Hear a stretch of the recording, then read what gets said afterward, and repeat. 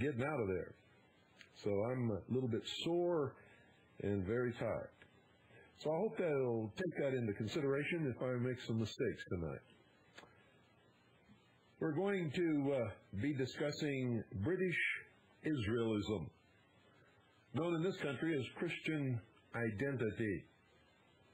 It is a racist doctrine that proclaims a master race, descended from the house of David, actually farther back than that.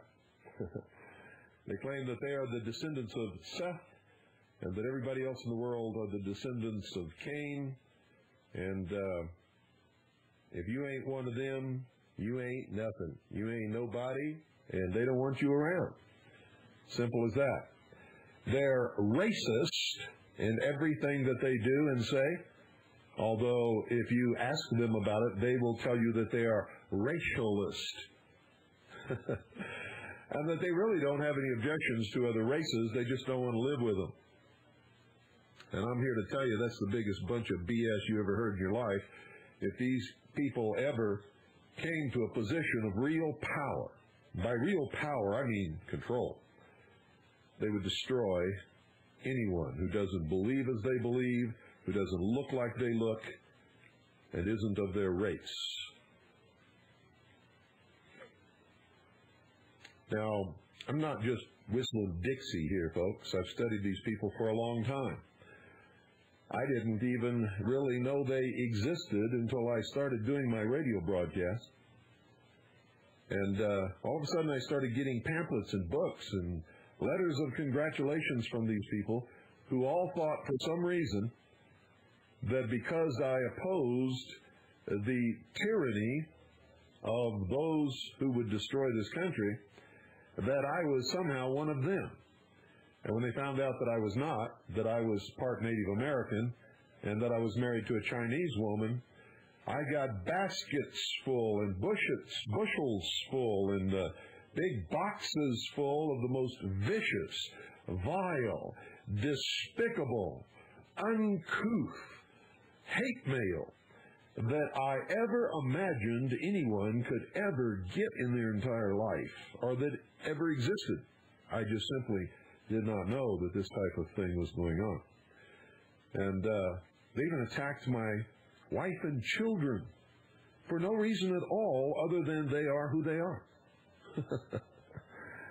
And so I thought, gee, I better find out who these people are really quick, because they're dangerous. They want to destroy my children simply because they're not pure Aryan. Now that made me very angry, and it makes a lot of other people angry also. They claim that they are the true Israelites. Now this is the strangest claim I've ever heard in my life, ladies and gentlemen, because I've never met one of these people who speaks Hebrew, who actually celebrates the actual Hebrew holidays that the Israelites practiced. They can't read Hebrew, and they mistranslate all the time. Of course, they mistranslate in their favor, but nevertheless, they mistranslate all the time.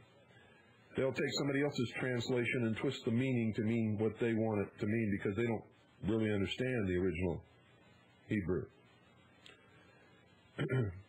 They are descendants of Northern Europeans. Now, this is really easy to research, folks. Anybody can do it. You can go back and research the records of the Roman Empire when they went into Northern Europe, when they met the Celts and the Picts and the Gauls and the Teutonic tribes of Germany. These were not Hebrews, ladies and gentlemen. They were not the descendants of Hebrews at all. These were wild men. And I mean wild in every sense of the word. They went into battle stark naked, covered with clay. The Picts were famous for that. I could go on and on and on. They were steeped in nature worship. None of the original religious aspect of the Hebrews came into play with any of these tribes whatsoever. Another strange claim by these people, the British Israelites, is that they are the original progenitors, so to speak, the creators of civilization. Yet in the Middle East, in Africa, and in Asia, there were great civilizations that existed long before these people ever even learned to put a loincloth on, much less become civilized. Their answer to that is that they descended from those Eastern and Middle Eastern civilizations, and that they arrived in Northern Europe by some great circuitous route of migration.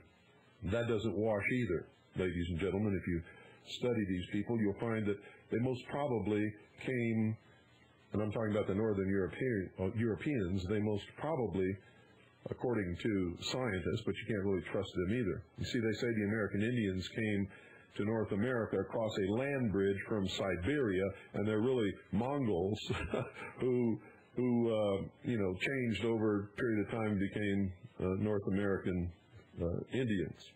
What we call Indians, they're not Indians at all. They're just North Americans. But the American Indians say that that's not true. They have their own history, and they dispute that.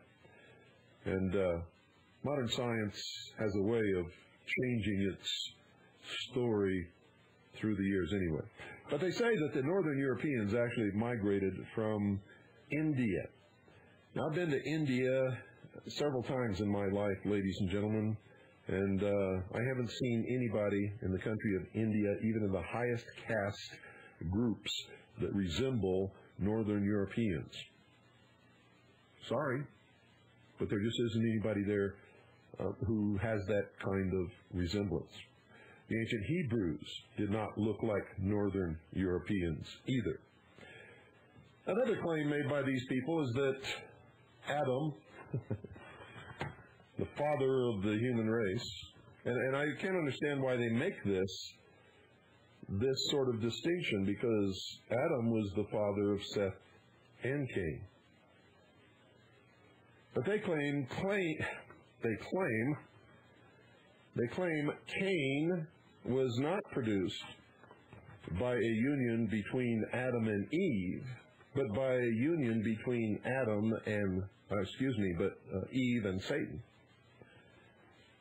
And they claim that Cain was the offspring of that union between Eve and Satan.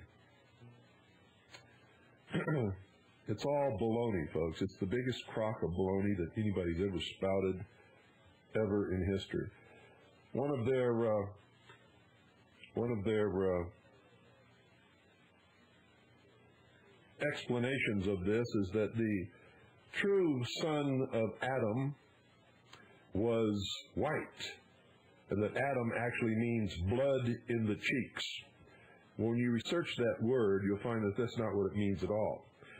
They claim that Cain was actually a dark-skinned child born of the union between Eve and Satan.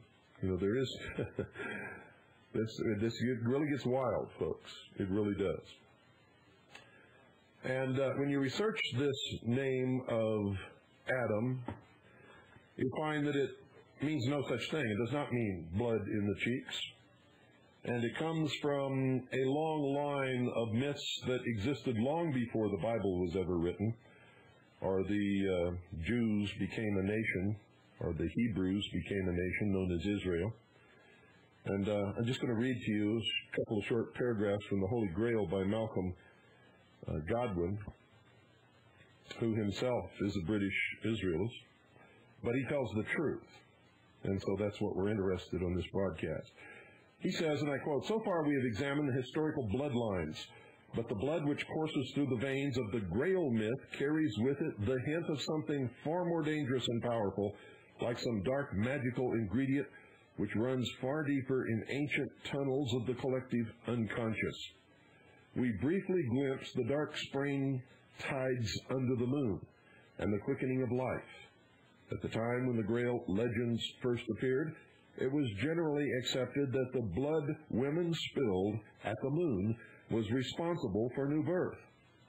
They didn't know the biological functioning of the sexual organs or the process of the creation of a fetus in the womb. They had no idea at that time. So they believed that the blood women spilled at the moon, or their menstrual period, was responsible for new birth. Here's what he says about that. Blood which was retained in the womb was believed to coagulate into a child. Even Aristotle claimed that human life is a coagulum of menstrual blood, while the Roman Pliny, author of the Encyclopedic Natural History, insisted that it formed the material substance of generation. This curious notion was still taught in European medical schools only 200 years ago, ladies and gentlemen. Far earlier, the ancient Mesopotamian goddess Ninhursag was said to have created humankind out of clay mixed with her, quote, blood of life, end quote. The Jews, the Muslims, and the Christians borrowed this and similar creation myths to form their own. Now listen to this carefully. Remember, this person is a British Israelite.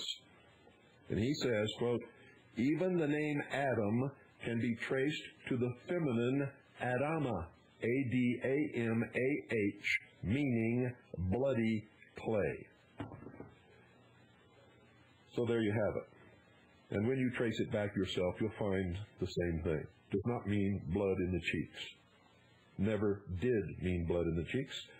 Cannot mean blood in the cheeks.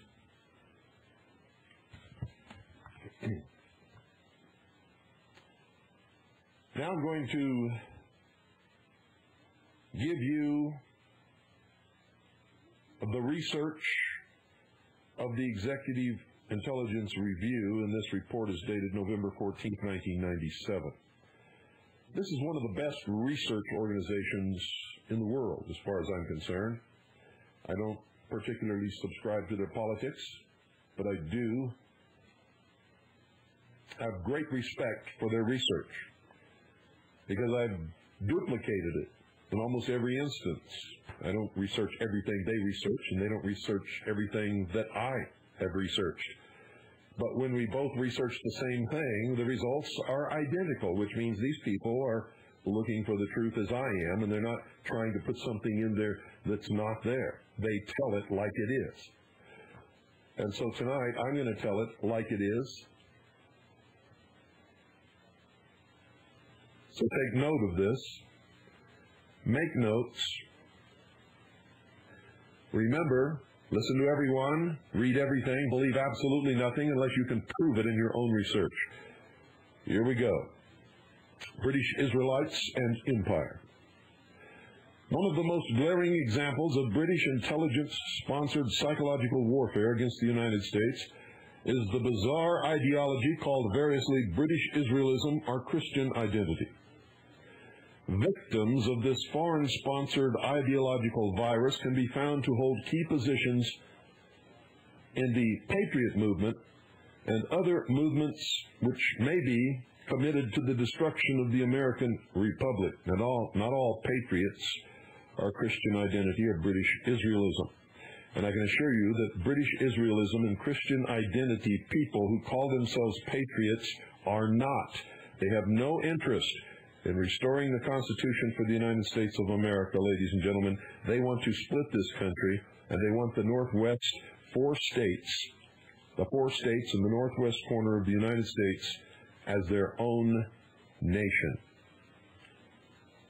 So all of these people running around calling themselves patriots, who also believe in Christian identity or British Israelism, are liars. They are lying to all of us.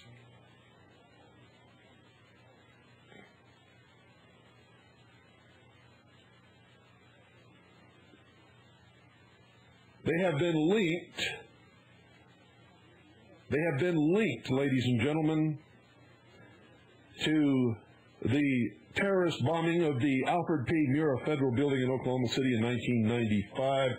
There are many links to that bombing at a city in eastern Oklahoma called Elohim City, which is a Christian identity British Israelist community.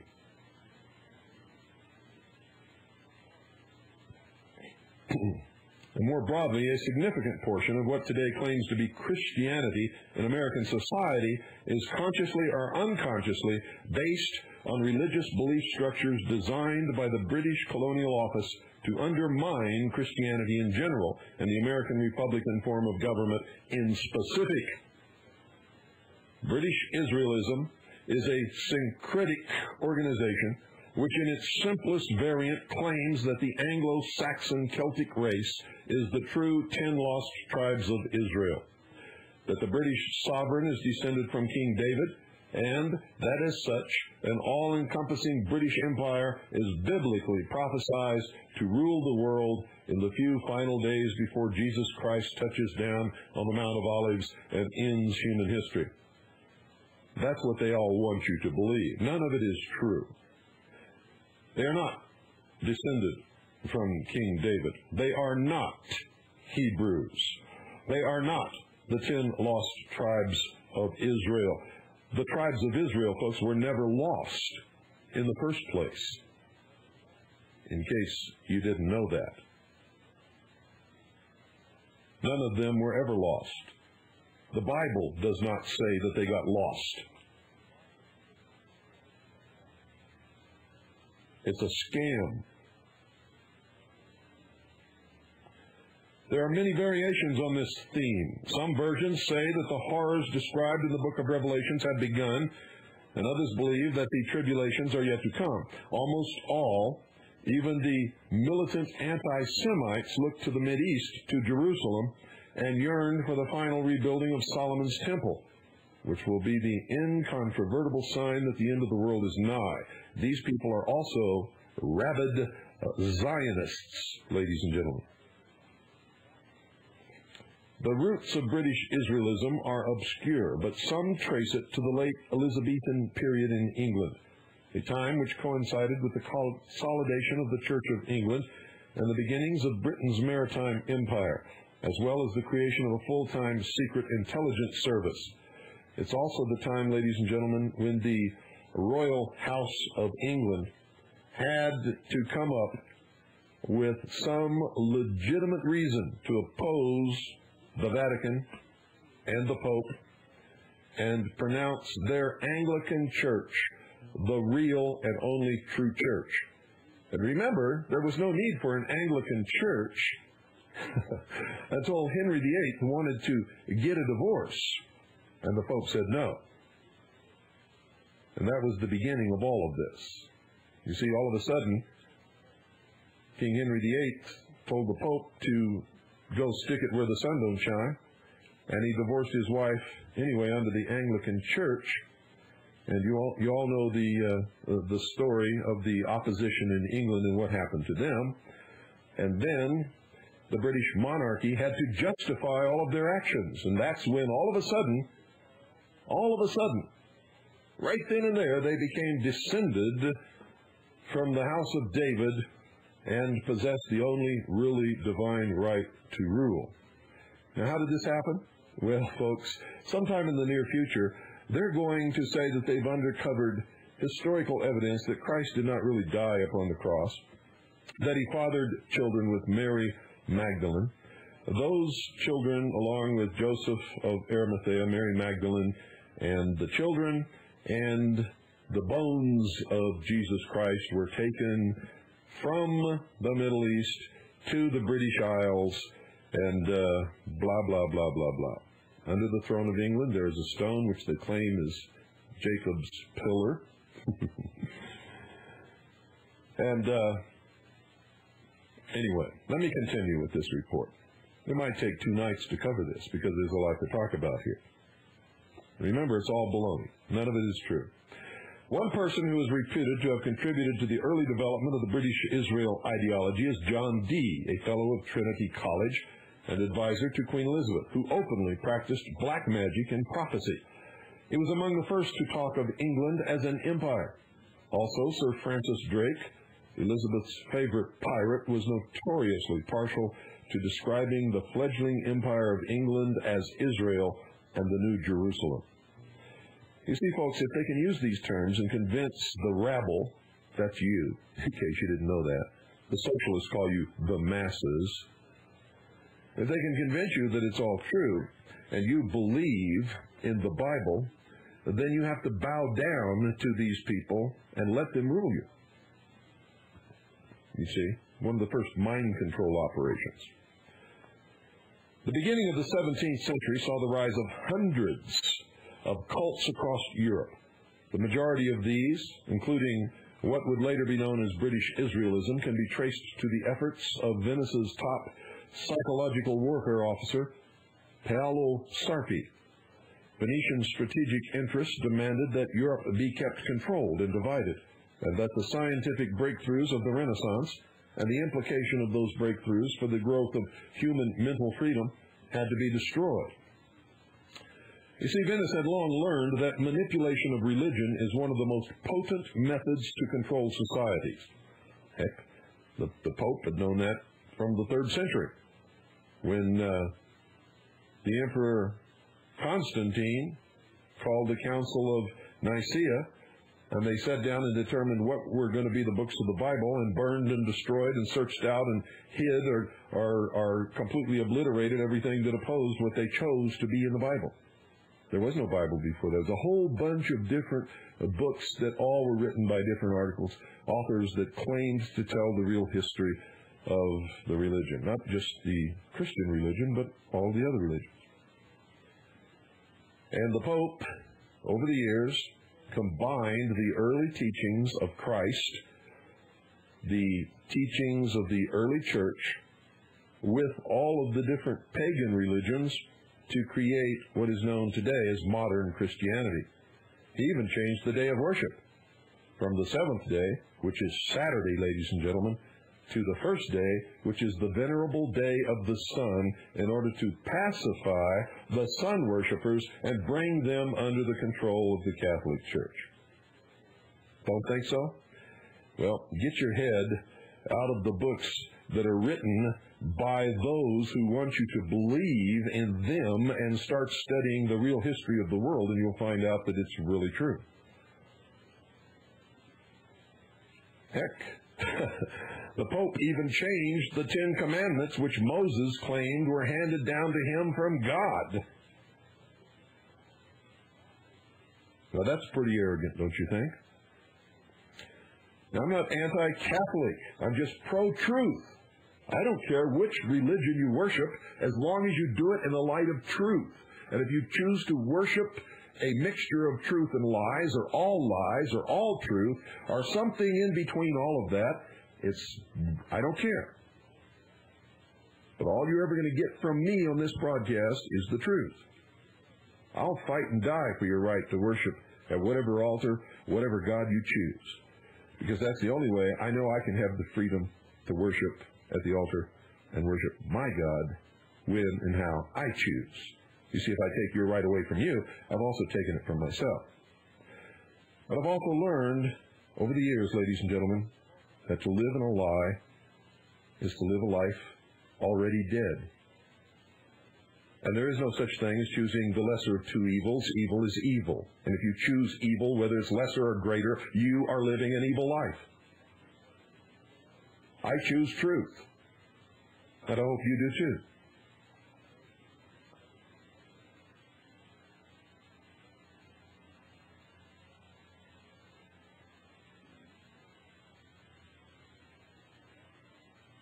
See, these Venetian strategies and the interests of the rulers wanted Europe controlled. And they wanted the population divided amongst, or against, I should say, itself, just like today. And they foster and promote things that will divide people against each other. They didn't want the scientific breakthroughs of the Renaissance and any of the implications of those breakthroughs for the growth of human mental freedom to flourish. They had to be destroyed. These things were dangerous to those who ruled, just like this broadcast is dangerous to those who rule today. What you're hearing on this broadcast, what you always hear on this broadcast, is the reason why William Jefferson Clinton, President of the United States of America, called me the most dangerous radio host in America. If you don't believe that, check around. Rush Limbaugh read it. It was written in a White House memo. Rush Limbaugh got a copy of it, read it on the air, right after the Oklahoma City bombing, in an effort to demonize me and vindicate himself. But whatever the reason, it was the greatest feather in my cap ever. It's a great compliment to me to have been so honored.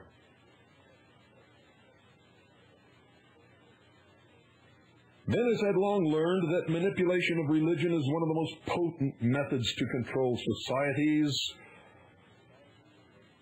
The Roman Empire knew it, used it. It's being used against you today, ladies and gentlemen.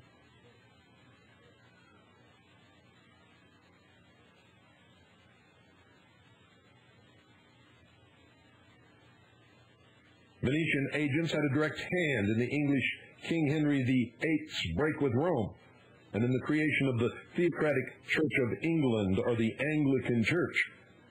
Venice, you see, was crucial to the transformation of Martin Luther's ill-formed movement into a Europe-wide Protestant schism, and Venice was equally pivotal in shaping the Vatican's countermeasures, thus ensuring decades of religious warfare.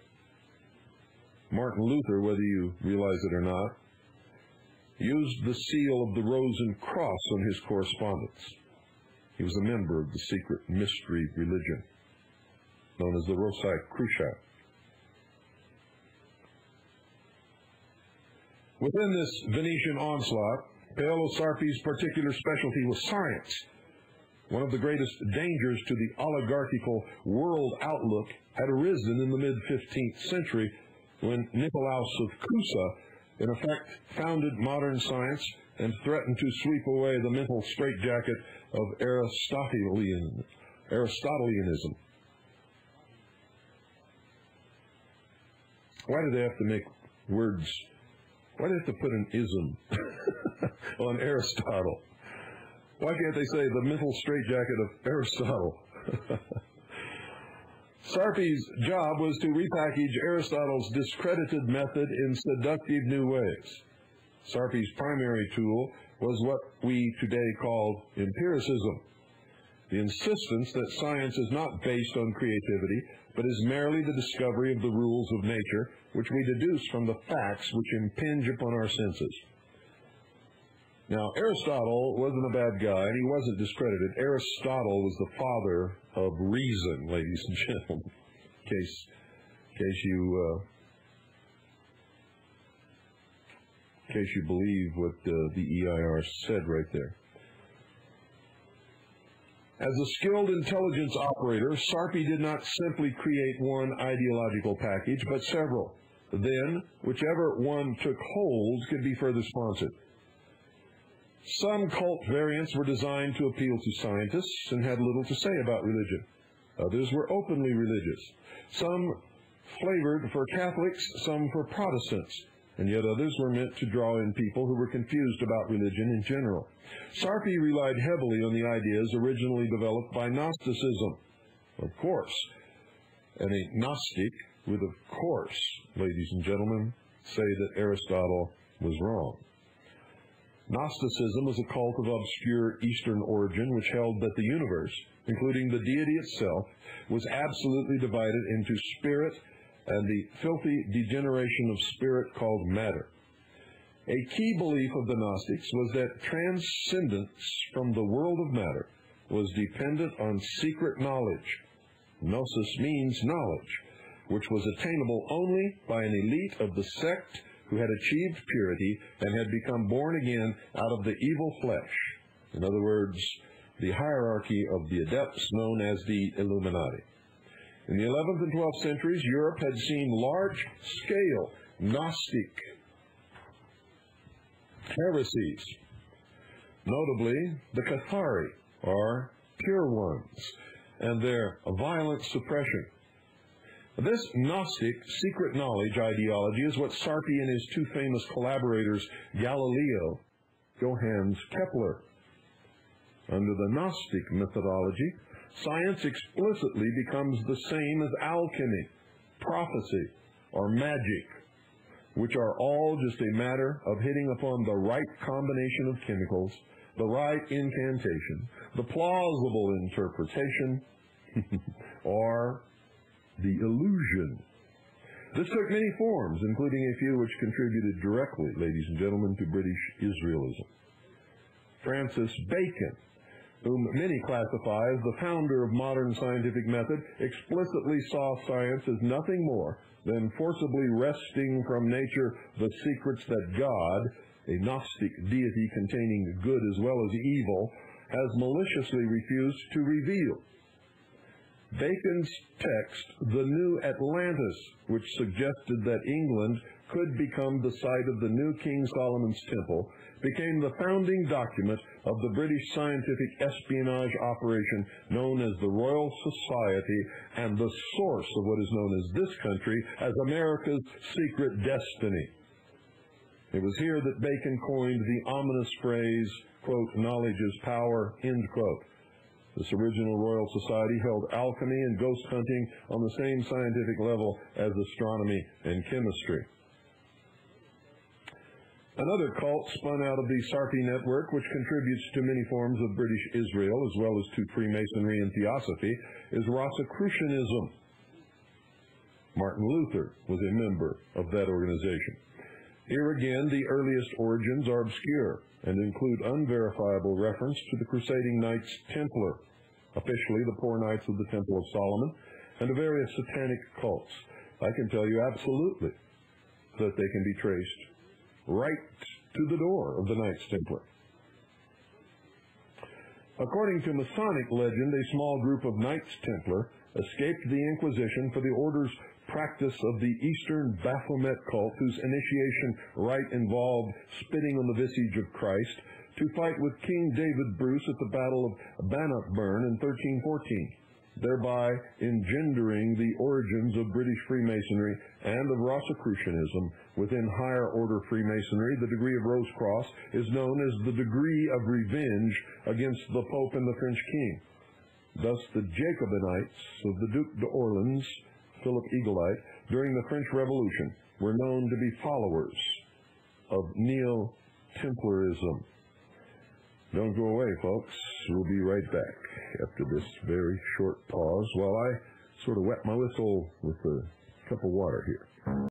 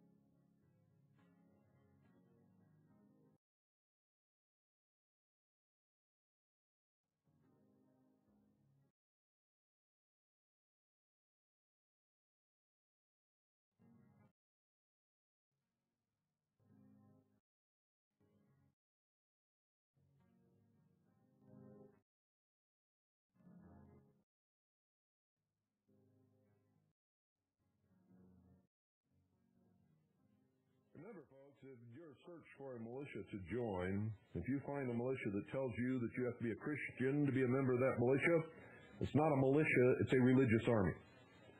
The militia is defined by law. So, and we've given you that law many times on this broadcast. If you want to see it again, go to our website.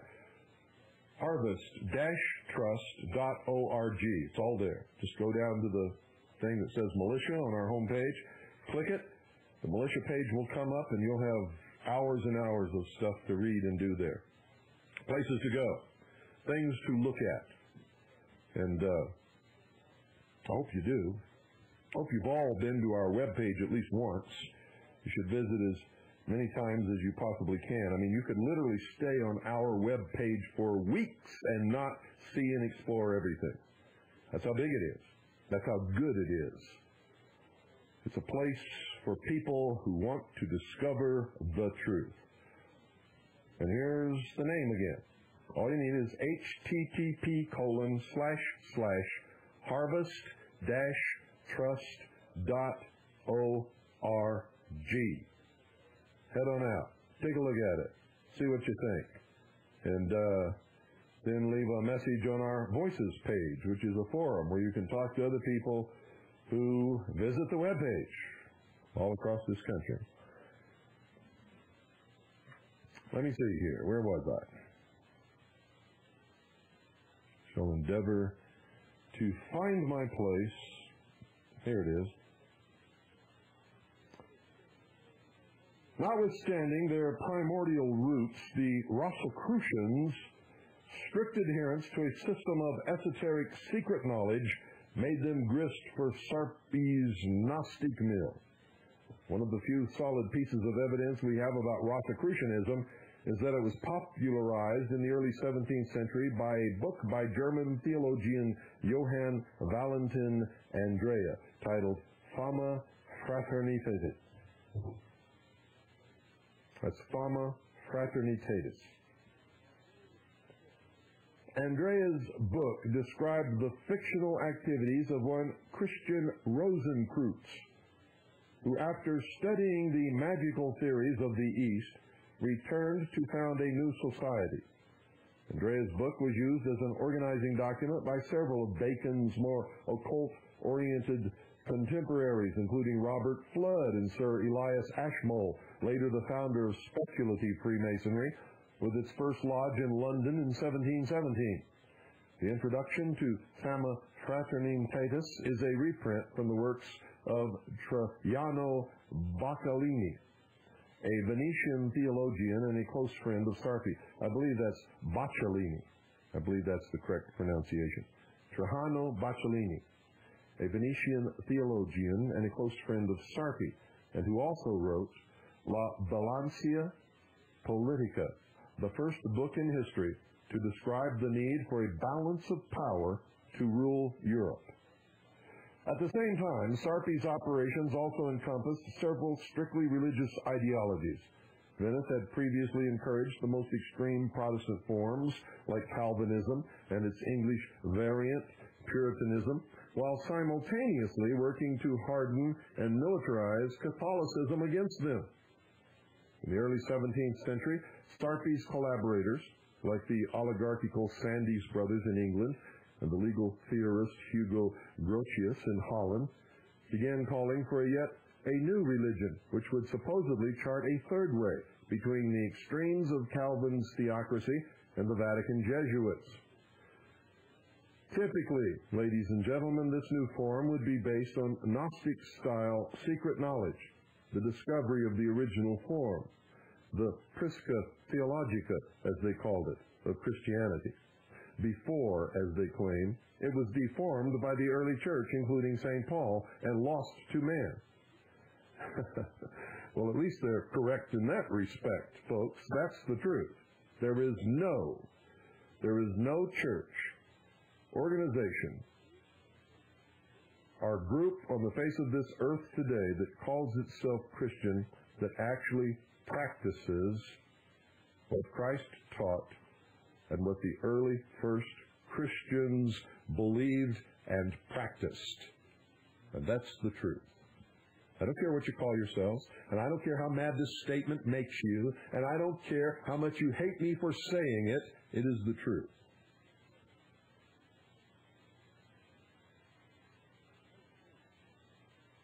I was amazed because I was baptized in the Southern Baptist Church in Midwest City, Oklahoma, when I was, 13 years old, I believe. And I believed what they taught me and read the Bible and thought that it was all the way it was supposed to be. And I had been around to other churches, had been to many other religions, as a matter of fact. In my travels with my father as a boy, he was an Air Force officer, and for most of my boyhood, we lived in foreign countries. And so I got a good exposure to most of the religions of the world. I can remember when we lived in the Azores Islands, which are Portuguese. The maid used to take us on Sunday to the Catholic Church. And so I was exposed to these things. It wasn't until I really began researching the history of the world, and believe me, folks, I did not want to find what I found. I was not looking to prove myself or my religion wrong. Not at that time. Today I'm looking for the truth. I don't care what gets proven wrong, because I've learned that most of us live our entire lives in a complete fantasy, in a complete deception of lies and manipulations without even knowing it, never looking to see if it's true or not. Most of us belong to the church we belong to simply because our parents did, or as a young and impressionable age we were proselytized or recruited into it. And usually when we're recruited into it, we're not told the truth. We find that out sometime later. Very few people who belong to any church in this world today ever set out to study all the different religions and churches and theosophy and theology and mystical, or I should say mysticism, in order to find out which one is really telling the truth and which one is really the right one for them to belong to. It doesn't happen. Whatever church they end up in becomes the only right church with the only correct dogma and the only right message and the only path to heaven. Everybody else is going to hell. Isn't that the way it works? Isn't that the way it works, ladies and gentlemen? And of course, every preacher and every member of his church can pick Bible passages out of context to support whatever it is that they say is right. Without fail, they can all do that.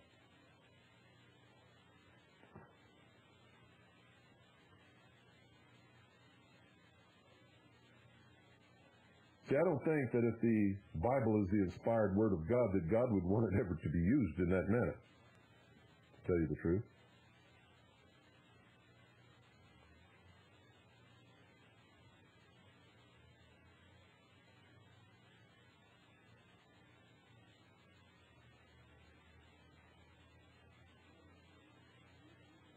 The writer Edwin Sandys even stated that this new religion should be an amalgamation of the Church of England, plus the kind of Catholicism then practiced in places like Venice. Much of the religious history of 17th century England can be characterized as various factions' attempts to decipher the secrets of the Bible and revive the, quote, old-time religion, end quote. Indeed, much of the original theology of such modern groups as the Quakers, the Pietists, and the Unitarians derives from these debates. And if anybody ever got close, it's the Quakers.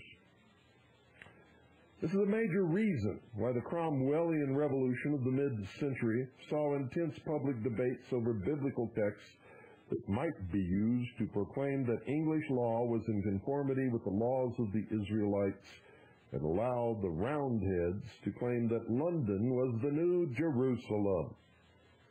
Oliver Cromwell's offer to let the Jews return to England after centuries of exile, ladies and gentlemen, was not humanitarian. And Oliver Cromwell did not all of a sudden come up with some great love for Jews. It was made in the hope that the Jews could somehow reveal their biblical secrets and that somehow this action would give legitimacy to the claim of the royal house of England to be direct descendants of the house of David and the real Israel. John Milton's intense study of the Kabbalah and other Jewish esoteric texts was to the same end. And the Kabbalah, ladies and gentlemen, has become the basic tenet of the secret religion of all of the so-called secret fraternal orders and secret societies of the world. Even after the monarchy was restored in 1660, the debate merely intensified. Typical is Sir Isaac Newton, who was devoted to the search for Prisca Theologica, a Freemason in the tradition of Sir Elias Ashmole. Newton studied alchemy and corresponded with John Locke on the subject. Like Archbishop James Ussher at the beginning of the century, Newton claimed to have divined the secret chronology of the Bible. In his book, The Chronology of Ancient Kingdoms, Newton presented a scheme for the rebuilding of Solomon's Temple. Many of Newton's last years were spent writing notes for a book of prophecy based on the revelation of St. John, in which he described the ultimate destruction of the Antichrist, by which he meant the Roman Pope. By Newton's time, England had not only taken over the oligarchy's imperial mantle from Venice, it had also become the cult center of the world. And just as Sarpi had planned, the corruption of the religious belief was vital to the corruption of scientific understanding. A very large reason why Newton's empiricist theories became so widespread was that they conformed to the new corrupt theologies. Indeed, the English clergy and their colleagues became Newton's greatest popularizers. The one person who fully understood this was the greatest scientist of his day, Gottfried Leibniz. When the Royal Society realized that they must use Newton to destroy Leibniz's influence and began an international defamation campaign, Leibniz responded in a famous series of letters to Newton's friend Dr. Samuel Clarke. And it is telling that Leibniz opened what was to be one of the great works of science with the line, quote, "Natural religion itself seems to be declining in England," end quote. Understatement, don't you think? There are millions of Americans, ladies and gentlemen, who are now involved in Pentecostal, charismatic, and millennialist religious activity, including some who may be reading this right now. Having good feelings about those activities is not enough. That can be pure salesmanship. Simply knowing that your group is involved in good works is not enough. The New Testament warns against that kind of thinking. There are a lot of wolves in sheep's clothing these days, demanding that you look beneath the surface and find out what are the core beliefs of your congregation. You may be shocked to find that your co-religionists have ideas which make it impossible for them to understand any kind of real research on this issue. Ask your minister or your priest or your friends and find out. Start a fight and do it intentionally, because that's how the truth comes out. Very quickly, you will see some lies flung out in defense.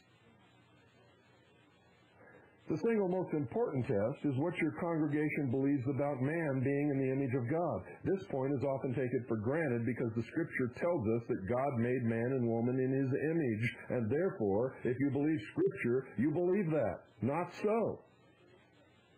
There's a lot of Protestant denominations that believe that Adam and Eve were made in the image of God, but that this image was hopelessly tarnished after their fall.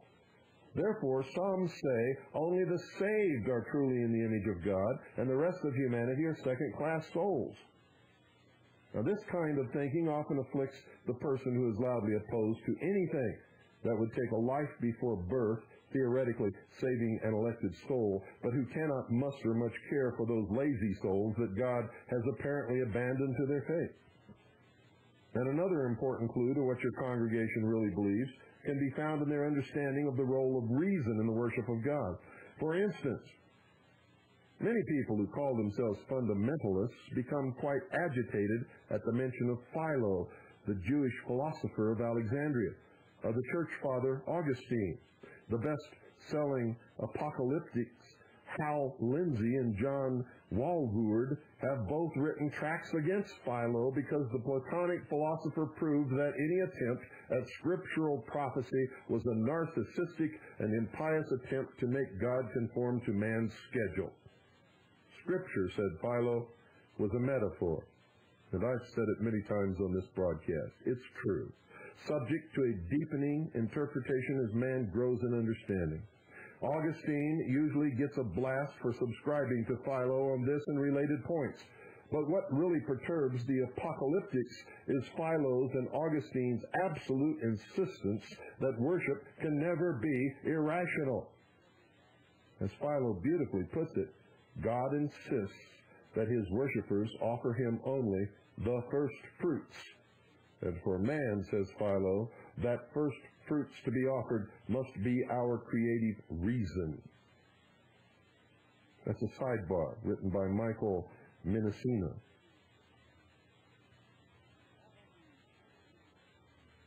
Although the preconditions for British Israelism were rampant in England, the first formal statement of the ideology did not occur until the 1790s, when Richard Brothers, a Royal Navy officer who had fought against America in the Revolutionary War, began to write that England was not just theoretically the New Jerusalem, but that the English people themselves were descended from the lost tribes of Israel, and that they must restore the temple in Palestine. Now you see how it's transcended here? First, the British people were just the British people. Then all of a sudden, when Henry VIII could not get a divorce, he broke from the Catholic Church and had to have a reason why his church could exist and was superior to the Pope. That reason was that the monarchy was descended from the house of David, and that England was, ladies and gentlemen, the actual 10 lost tribes of Israel, and London was the New Jerusalem. None of it true. Later, a British sea captain says that it is the English people themselves. Never mind that there was never any lost tribes of Israel. They can all be accounted for. Every one of them, folks. And he said that they must restore the temple in Palestine. The time for such theory was not ripe. Brothers was suspected of being a radical and was ultimately confined to an insane asylum. But his philosophy is exactly what has been adopted. And now it's not just the English people, ladies and gentlemen. It is the Aryan race, comprising all the Anglo-Aryan peoples of the Northern European continent and all of those descended from those people who occupy the North American continent in the United States of America and Canada. So it's gone through 3 stages. But we're only at the second stage here in what we're studying. Oh, I bet there's some angry people out there. I bet they're really just seething. They don't like me. One night, ladies and gentlemen, here's my lineage. I'm English, Scotch, Irish, Native American. My wife is Chinese. My children are English, Scotch, Irish, Native American, and Chinese. Okay? I'm not Jewish. I'm not Hebrew. Never claimed to be. There's nobody in my family tree that we can find who is Hebrew or Jewish whatsoever. If I were, I would be just as proud of that as I am of being Native American, English, Scotch, and Irish. And I would be just as proud that my children would have that blood in them, because people are just people, folks, until they're sucked into these scams and manipulations, and it's used to control them, and then they use it to control others, and then they become bad and evil people. You see? But one night, Pastor Pete Peters, one of the biggest leaders of the British Israelist movement in the United States and what's called a Christian identity, did a whole radio broadcast about how me and anyone else who criticized the British Israelism in this country are Jews. And he even had a phone call from somebody who said that he had read my book, and in my book is a picture of my mother and father. He said, my mother and father look like Jews, therefore I must be a Jew and they're Jews. Well, my mother and father don't look like Jews. There is a stereotyped image of Jewry. Some Jews fit that a little or a lot. Most Jews look like everybody else walking down the street, and you wouldn't be able to tell them apart, no matter if you had a divining rod and a crystal ball. That's the truth. But anyway, my mother and father don't fit that stereotype, neither do I. And most Jews don't either, ladies and gentlemen. The point is that these people are just absolutely rabid in the methods that they use to pull anything out of thin air that will legitimize their position when they can't sit down and prove it with facts and argue it with reason. And so since I've been one of their greatest critics ever since I discovered who they were, when they sent me bushels and bushels of hate mail, threatening to kill me and my wife and my children, labeling me as a race traitor, saying my children were mongrels and that they were fourth-rate animal people, and what do they call them? Mud people. Called my children mud people, and said that they should be exterminated, and they had no intelligence whatsoever. And every time I see these people, I see their children. It's amazing that my daughter could read when she was 3 years old. She's 7 now and reads better than most high school graduates, or college graduates, I meant to say, and I mean that sincerely.